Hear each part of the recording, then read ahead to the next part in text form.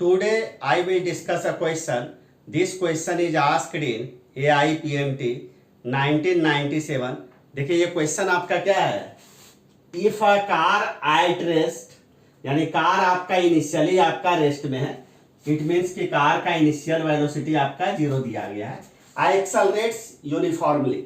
इसका मतलब है कि एक्सेलरेट्स यूनिफॉर्मली का मतलब हुआ कि कार का एक्सेलरेशन आपका यहाँ पर आपका कांस्टेंट है।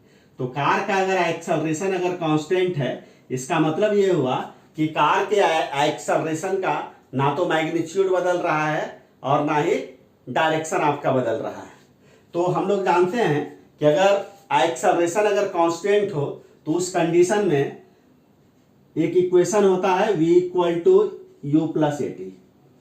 अगर चूंकि यहाँ पे प्रॉब्लम में देखिए क्या दिया हुआ है, कार इनिशियली आपका रेस्ट में है, इट मीन्स कि कार का इनिशियल वेलोसिटी आपका 0 है। तो v इक्वल टू आपका क्या हो जाएगा, u के जगह 0 रख दीजिएगा, plus vector a into T. तो वेक्टर v इक्वल टू क्या हो जाएगा, वेक्टर a इंटू टी। इसका मतलब ये हुआ कि कार का एक्सेलरेशन का जो डायरेक्शन होगा वेलोसिटी का, वही आपका डायरेक्शन होगा यहाँ पे। इसका मतलब है कि अगर कार के एक्सेलरेशन का डायरेक्शन अगर पॉजिटिव एक्स एक्सिस के अलोंग है, तो ऑल द टाइम आपका कार का वेलोसिटी का भी डायरेक्शन आपका किधर होगा, पॉजिटिव एक्स एक्सिस के अलोंग ही होगा।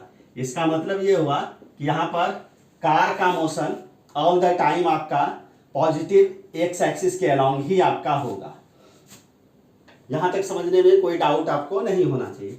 अब देखिए क्या है कि हम लोग मानते हैं कि कार इनिशियली आपका ऑरिजिन पर है, यहाँ पे टाइम आपका क्या है, t इक्वल टू 0 है, और कार का इनिशियल वेलोसिटी आपका क्या है, 0 है, और कार आपका मान के चलिए t इक्वल टू t पर कार आपका x इक्वल टू x पर आपका पहुंच जाता है। यानी यहाँ पर t equal to 0 and t equal to t के बीच में कार का जो डिस्प्लेसमेंट है वो आपका x है। क्योंकि यहाँ पर कार आपका ऑल द टाइम आपका क्या है, पॉजिटिव एक्स एक्सिस के अलोंग ही आपका ट्रेवल कर रहा है। तो t equal to 0 and t equal to t के बीच में जो कार का जो डिस्प्लेसमेंट होगा, वही आपका यहाँ पर क्या हो जाएगा, आपका डिस्टेंस ट्रेवल्ड के बराबर आपका हो जाएगा। और हम लोगों को मालूम है कि अगर एक पार्टिकल का मोशन अगर स्ट्रेट लाइन पाथ पर अगर हो रहा हो विथ कांस्टेंट एक्सेलरेशन, तो किसी भी टाइम इंटरवल में डिस्प्लेसमेंट x को निकालने का जो आपका फार्मूला होता है, x equal to half U plus V into T. और इस प्रॉब्लम में दिया हुआ है कि कार का इनिशियल वेलोसिटी, कार इनिशियली आपका रेस्ट में है और 20 सेकेंड में कार का वेलोसिटी हो जा रहा है आपका 144 किलोमीटर पर आवर। इसका मतलब यहाँ पर कार का वेलोसिटी हो जा रहा है v equal to 144 kilometre per hour. क्योंकि यहाँ पर देखिए क्या है, टाइम आपका सेकेंड में दिया हुआ है, तो हम लोग क्या करते हैं, v को भी हम लोग मीटर पर सेकेंड में कन्वर्ट कर लेते हैं। तो 144 किलोमीटर पर आवर है, और हम लोग जानते हैं कि 1 kilometre per our equal to होता है 5/18 मीटर पर सेकेंड। तो 18 से ये कितना बार में आपका कैंसिल आउट हो जाएगा, 8 इंटू 5 आपका क्या हो गया, 40 मीटर पर सेकेंड।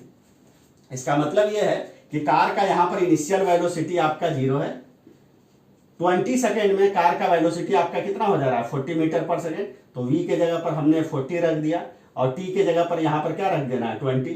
तो ये आपका क्या हो जाएगा, 210। इसका मतलब 40 मल्टीप्लाइड बाय 10 इक्वल टू क्या हो जाएगा, 400 मीटर। तो इसका मतलब ये हुआ कि t equal to 0 and t equal to 20 second के बीच में कार का डिस्प्लेसमेंट आपका 400 मीटर यहाँ पर हुआ।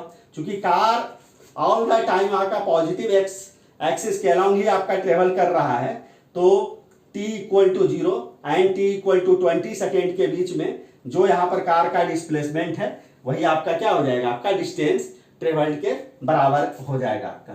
तो ये आपका बेसिकली आपका डिस्टेंस ट्रेवल्ड भी आपका हो गया। तो इसका मतलब यहाँ पर जो आपका जो करेक्ट ऑप्शन होगा वो आपका डी होगा। तो इस प्रकार से इस प्रॉब्लम को भी मैंने सॉल्व कर दिया। अगर इस प्रॉब्लम को समझने में अगर आपको कोई भी डाउट होगा तो आप कमेंट आप जरूर कीजिएगा।